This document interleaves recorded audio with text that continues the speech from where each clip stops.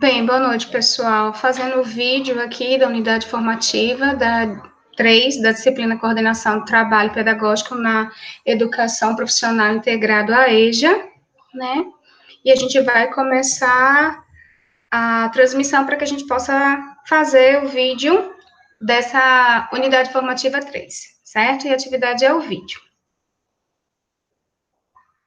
E a unidade formativa 3 teve como objetivo, né, fazer com que a gente discutisse a formação docente numa perspectiva de formação continuada ao longo da vida como estratégia que nos liga ao processo constante de transformação porque passa a sociedade. Então, dentro dessa unidade, né, a gente teve o objetivo específico da aprendizagem, que foi refletir acerca da formação docente e trazer a figura do coordenador pedagógico como um dos responsáveis pela articulação dessa formação na escola, né? E aí, quando a gente parte para a formação do professor e seus desafios, né, a gente começou a discutir o processo de formação docente, apesar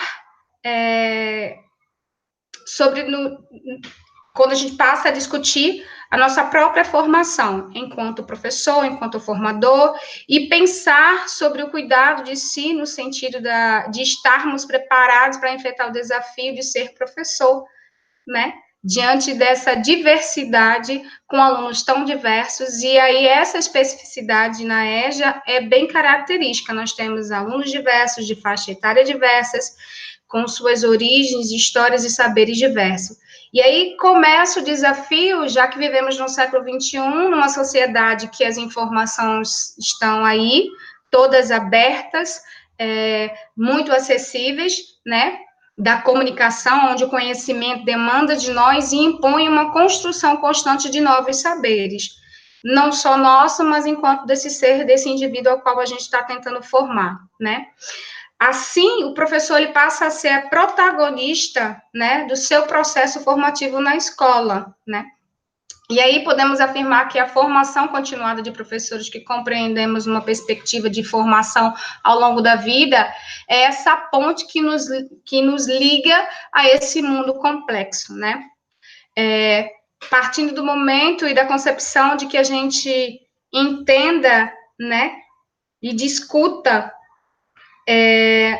o ser, né, e que esse estudante, com esse público-alvo da educação de jovens e adultos, a gente tem que entender esse ser como um ser histórico-cultural, né? Ninguém se forma no vazio, mas sim com as trocas, com as experiências, com as interações sociais, com as aprendizagens, e assim também é com o professor, né? E aí Mota afirma basicamente isso, e nós também, enquanto educadores, vamos também nos formar, nos construir a partir dessas partilhas, dessa troca. Isso nos leva a perceber que é urgente uma política pública, onde a gente garanta aos professores uma formação, principalmente essa formação dada a especificidade na EJA, né? Com esse público diverso, reconhecendo os sujeitos enquanto sujeitos de direitos e dentro desse processo de construção.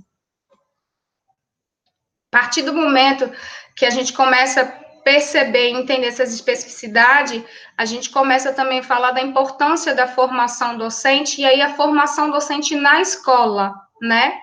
Entendendo que a prática informativa acontece na escola, onde os professores se formam na relação com os seus pares, que é justamente o que a gente falava no slide anterior, nessa troca de saberes, trocas de vivências, trocas de informações, né? E aí, essa formação parte da necessidade dos docentes, né? Ela dialoga com a prática docente e a realidade da escola, né? E contribui para ampliar um olhar, né? Fazer com que esse olhar se volte para as especificidades da modalidade EJA e ProEJA, né? Tornando-se assim essa formação uma estratégia coletiva e colaborativa para o fazer docente cotidiano do dia a dia, né?